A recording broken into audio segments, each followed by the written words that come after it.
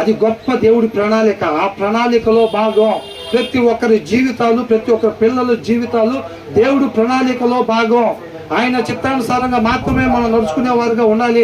ఏ ప్రణాళిక లేనట్టుగా మన పట్ల ఒక ప్రణాళిక, మన పిల్లల పట్ల ఒక ప్రణాళికలు ఎవరు కూడా పెట్టుకోవద్దు. అర్థమవుతుందండి?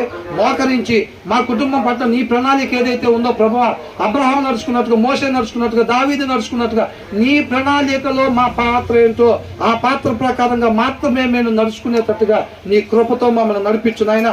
నీవు మాత్రమే మమ్మల్ని అట్లా నడిపించడానికి సమర్థుడివి అని ఒప్పుకొని మన జీవితాలు ఆయనకి సబ్మిట్ చేసుకోవాలన్నమాట. అర్థమవుతుందండి? అప్పుడే మన జీవితాల్లో ఆయన చిత్తం మాత్రమే నెరవేర్చబడింది. ఆయన నామ మహిమ కొరకు మాత్రమే మనం జీవించేవారుగా ఉంటామంతే. అలాంటి ధన్యత మనందరం కూడా పొందుకోవాలి. కాబట్టి ఆయన ఇష్టపడుతూ ఉన్నాడు, కాబట్టి ఆయన కృప మన మీద ఉన్నది, కాబట్టి ఆయన కృపను మన దగ్గరికి ఇవ్వాలా, ఆయన మాటలు మన దగ్గరికి ఇవ్వాలా, పంపిస్తున్నాడు. చక్కగా మాట్లాడుతున్నాడు అనమాట. మోషేతో ఆ రోజు ఏ రీతిగా మోషే ద్వారా మాట్లాడాడో, ఇవాళ ఆయన కుమారుడైన యేసుక్రీస్తు అనే వాక్యం ద్వారా మనతో మాట్లాడుతూ ఉన్నాడు అనమాట. తండ్రి మనల్ని ప్రేమించాడు, మనం నశించిపోతాం ఇష్టం లేదు కాబట్టి విధేయత చూపిస్తే ఆయనతో పాటు యుగ యుగాలు ఉండేవారుగా ఉంటాము. అవిధేయత చూపిస్తే అపవాదిలాగా అగ్నిగుండంలో మండిపోతాం. అంతే.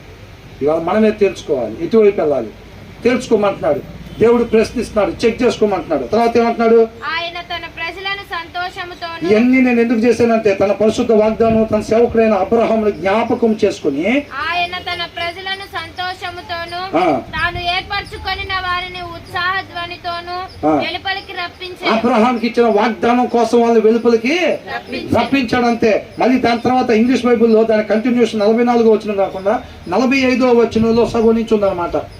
ఏమని అంటే వాళ్ళని అక్కడి నుంచి బయటకు తీసుకొచ్చాడు. అంత మాత్రమే కాదు, ఆయన వారికి తన ధర్మశాస్త్ర విధులను ఆచరించినట్టును అన్య జనుల భూములను ఆయన అక్కడి నుంచి తీసుకురావడం మాత్రమే కాదు, ఈ ఏదైతే కనాన్ అనే ప్రదేశం ఉంది చూసారా, ఆ అన్య జనుల భూమి, అక్కడ ఎవరు ఉండేవాళ్ళు? అక్కడ కనానీయులు, పెరిజీలు వీళ్ళందరూ ఉండేవాళ్ళు కదా, యోగుషీయులు వీళ్ళందరూ కూడా, వాళ్ళందరూ అన్యులు, వాళ్ళందరూ కూడా పంపించేసి ఆ ప్రదేశాన్ని వీళ్ళకి అప్పగించాడు. ఇది అందుకెందుకు ఇచ్చాడు? ఇప్పుడు ఇందాక అనుకున్నాం కదా, కణాను కొలవబడిన స్వాస్థ్యంగా కణాన్ని మీకు ఇస్తానని అంటాడు. ఇస్కరేణువులాగా సంతానాన్ని మిమ్మల్ని తయారు చేస్తానని అంటాడు. ఎందుకు తయారు చేస్తాడు?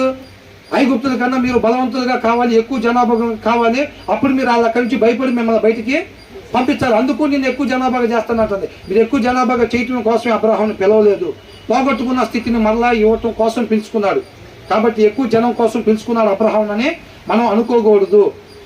కణాన్ని ఇవ్వటం కోసం పిలుచుకున్నాడు అని చెప్పి మనం అనుకోకూడదు. ఎందుకు ఇచ్చాడంట? వాళ్ళ ఐగుప్తుల నుంచి బయటికి అబ్రహాంకు వాగ్దానం ఇచ్చాడు కాబట్టి తీసుకొచ్చాడు. అంత మాత్రమే కాదు, ఈ అన్ని జనులందరినీ కూడా అక్కడి నుంచి పంపించేసి ఆ కనాన్ అనే దేశాన్ని వీళ్ళకి ఇచ్చాడు. ఎందుకు